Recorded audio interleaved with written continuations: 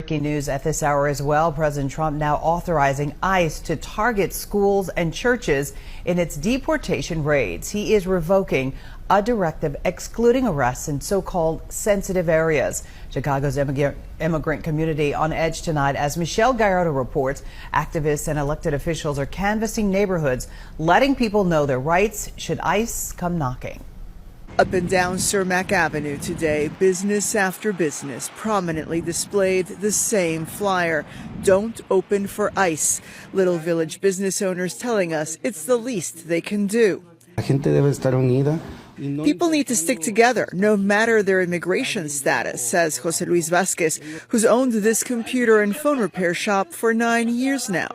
A few blocks away at the Little Village Arch, a handful of activists braved the sub-zero wind chills to rally against the Trump administration's stated plans to conduct mass deportation raids in Chicago.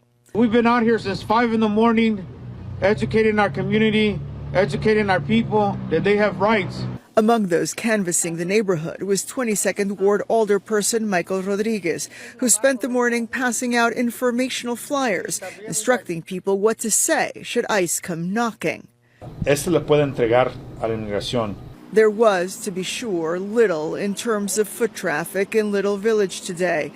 And while much of that may very well be related to the cold, there is most certainly fear. The executive director of the Illinois Coalition for Immigrant and Refugee Rights telling us their hotline has been inundated with calls. From January 1st to January 19th, we saw 800 calls. But on January 20th alone, we saw over 400 calls. Border Czar Tom Homan saying in an interview on Fox Business today, the president's been clear, I've been clear, that right out of the gate, we're looking for public safety threats. ICE agents are out there doing that now. Meanwhile, Governor Pritzker saying the number of people initially targeted, those with criminal records, might be much higher than initially believed. We have heard that they are targeting as many as 2,000 people initially in the city of Chicago alone.